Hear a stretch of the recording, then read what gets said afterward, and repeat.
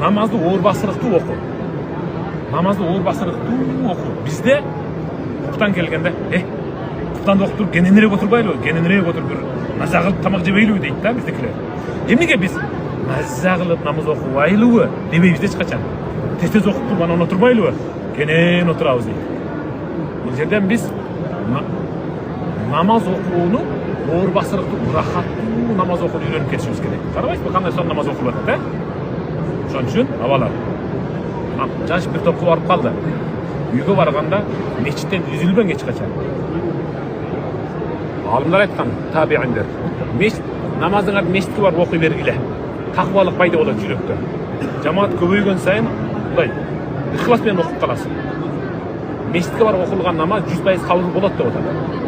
Эгерде такыба болбой калсачы десе, эгерде ал такыба болбой калса, өзү уюп окуп аткан имамдын такыбалыгы менен намаз кабыл боло берет десе, дагы бир сурет чыгат.